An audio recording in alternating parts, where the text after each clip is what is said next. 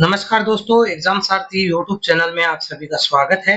दोस्तों, इस वीडियो में हम 5 जुलाई के डेली करंट अफेयर्स देखने वाले हैं। तो चलिए शुरू करते हैं बिना किसी देरी के। सबसे पहले जो हमारा पहला प्रश्न है कि हाल ही में किसे भारत का मुख्य चुनाव आयुक्त नियुक्त किया गया है। तो इसका सही जवाब है वी चंद्रशेखर। वी चंद्रशेखर को भारत का नया मुख्य चुनाव आयुक्त नियुक्त किया गया है। वे इससे पहले चुनाव आयोग में वरिष्ठ आयुक्त रह चुके हैं। एक्स्ट्रा फैक्ट्स की बात करें तो मुख्य चुनाव आयुक्त का कार्यकाल 6 वर्ष या 65 वर्ष की उम्र तक होता है। भारत का पहला मुख्य चुनाव आयुक्त सुकुमार सेन 1950 में। चुनाव आयोग एक संवैधानिक निकाय है जिसकी स्थापना अनुच्छेद 324 के तहत हुई है। वर्तमान में चुनाव आयोग में 3 सदस्य होते हैं। पिछले जो सीईसी थे वो राजीव कुमार थे। नेक्स्ट क्वेश्चन कि हाल ही में किस देश ने चंद्रमा पर जो है क्रायोजेनिक लेजर तकनीक से लैस नया मिशन लॉन्च किया है। तो इसका सही जवाब है अमेरिका। नासा ने एक नया मून मिशन लॉन्च किया है जिसमें पहली बार क्रायोजेनिक लेजर तकनीक का उपयोग किया गया है ताकि चंद्रमा की गहराई में बर्फ के अस्तित्व की पुष्टि की जा सके। एक्स्ट्रा फैक्ट्स की बात करें तो मिशन का नाम lunar polar ice probe (LPI) रखा गया है।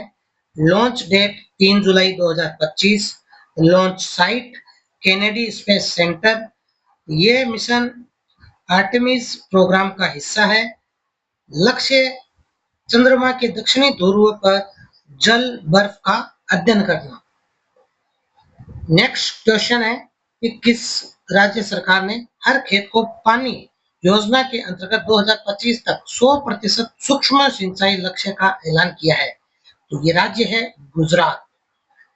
गुजरात सरकार ने हर खेत को पानी योजना को राज्य के सभी जिलों में लागू करते हुए 100% सूक्ष्म सिंचाई का लक्ष्य रखा है। एक्स्ट्रा फैक्ट्स की बात करें तो योजना का उद्देश्य जल संरक्षण और ड्रिप स्प्रिंकलर सिंचाई को बढ़ावा देना। गुजरात में सबसे ज्यादा सौर ऊर्जा से चलित सिंचाई पंप लगाए गए हैं। ये केंद्र सरकार की PMKSY प्रधानमंत्री कृषि सिंचाई योजना के तहत आता है। 2024-25 में बजट इस योजना के लिए 4000 करोड़ रुपए का प्रावधान किया गया। सूक्ष्म सिंचाई से पानी की 30 से 50% तक बचत होती है। अगला प्रश्न है कि किस भारतीय स्टार्टअप को 2025 में best AI health care innovation award मिला। तो ये है Cure.ai। Cure.ai को लंदन में आयोजित ग्लोबल हेल्थ टेक अवार्ड 2025 में सम्मान मिला। Cure.ai मुंबई आधारित स्टार्टअप है। ये आर्टिफिशियल इंटेलिजेंस से एक्सरे और सीटी स्कैन की रिपोर्ट को तुरंत एनालाइज करता है। WHO द्वारा भी Cure.ai की तकनीक को वैधता दी गई है। ये स्टार्टअप 2020 प्लस देशों में सेवाएं दे रहा है। संस्थापक इसके हैं प्रशांत वारंगल। अगला प्रश्न है कि हाल ही में किस देश ने UN सुरक्षा परिषद में स्थायी सदस्यता के लिए भारत के दावे का समर्थन किया है। ये देश है जर्मनी।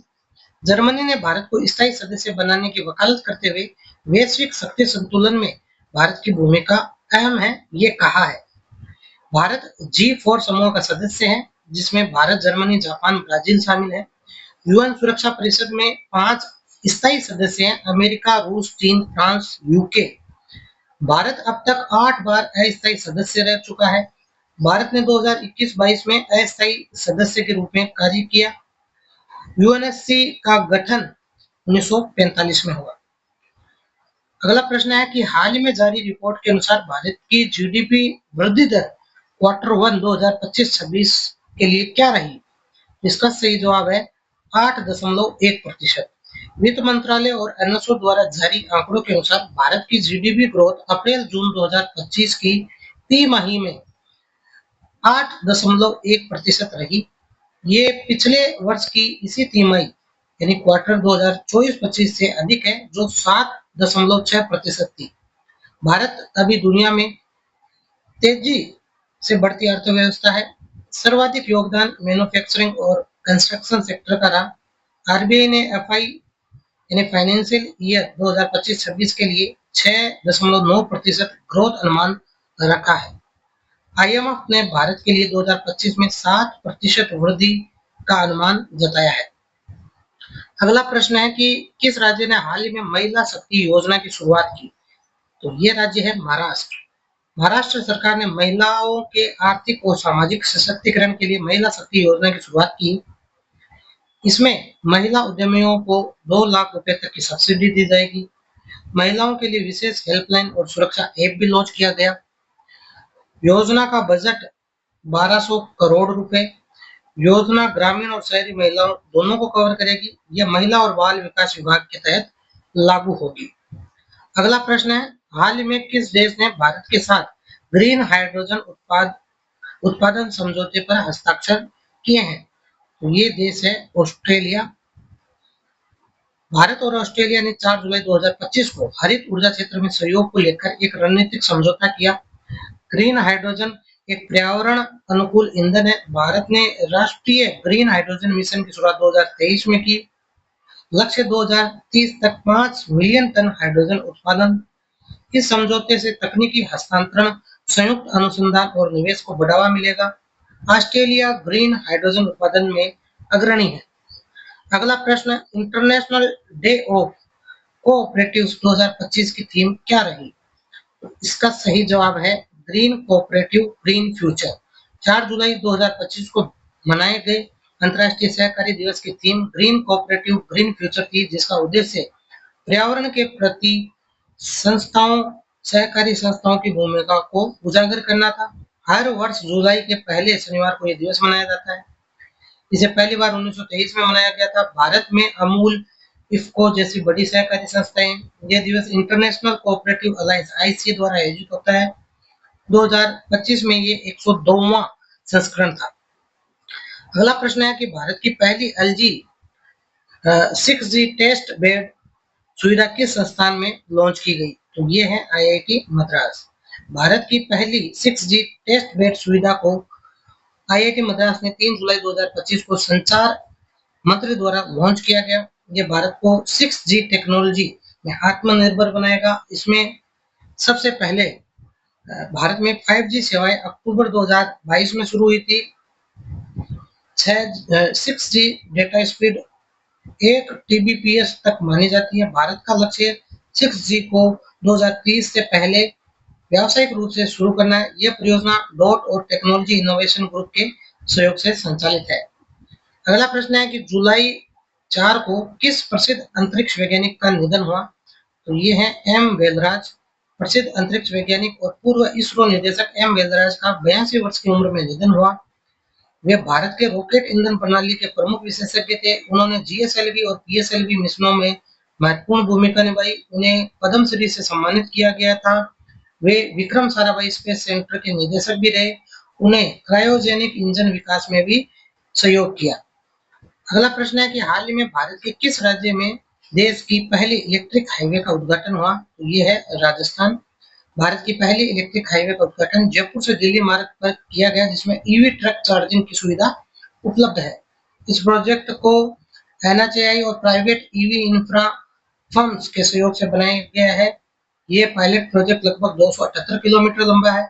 इस हाईवे पर चार्जिंग स्टेशन हर 40 किलोमीटर पर बनाए गए हैं। इसका उद्देश्य डीजल ट्रकों को EV ट्रकों में बदलना है। भारत 2030 तक EV ट्रकों का 30% उपयोग लक्ष्य बना रहा है। अगला प्रश्न है, इंडिया इनोवेशन इंडेक्स 2025 में पहला स्थान किस राज्य का है?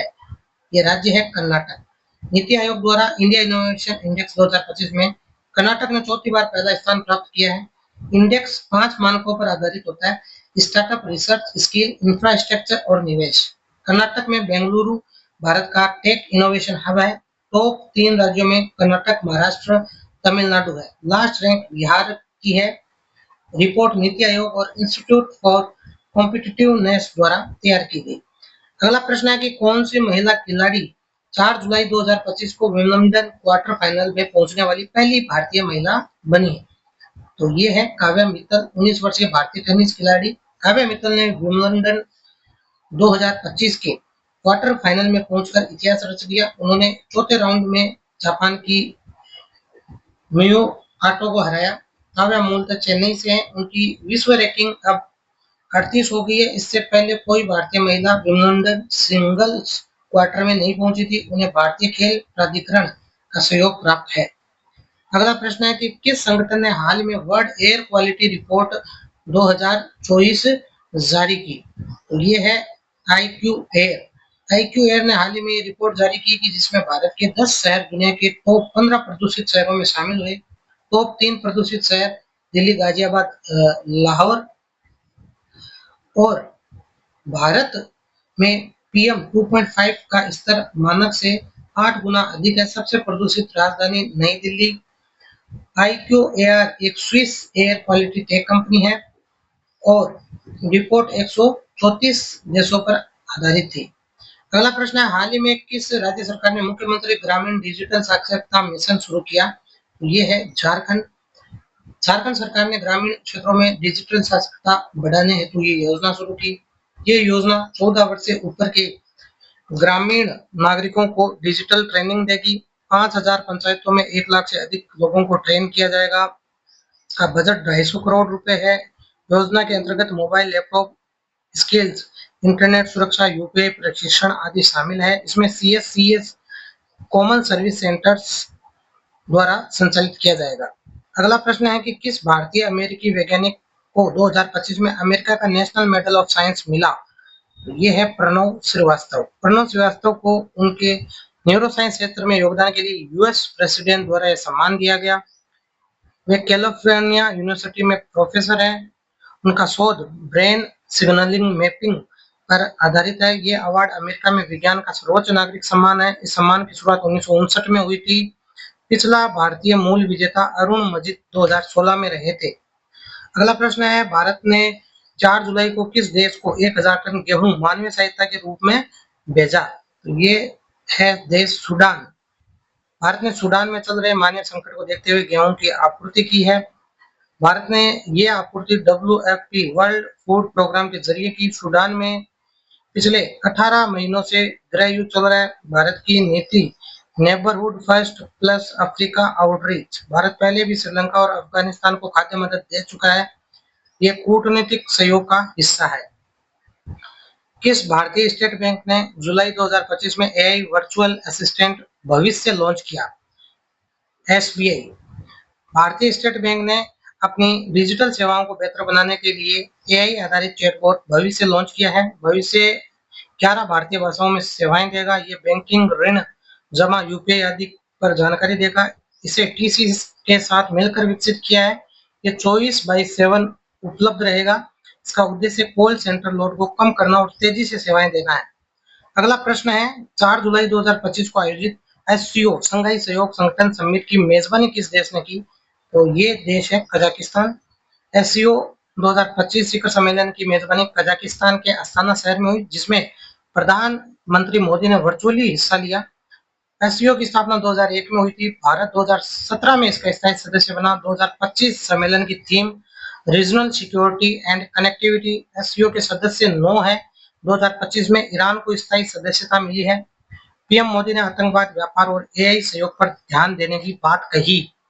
तो फ्रेंड्स, ये था आज का करंट अफेयर्स का वीडियो। अगर वीडियो पसंद आया हो तो इसे लाइक और शेयर करें और डेली करंट अफेयर्स के लिए चैनल को सब्सक्राइब कर लीजिए। धन्यवाद।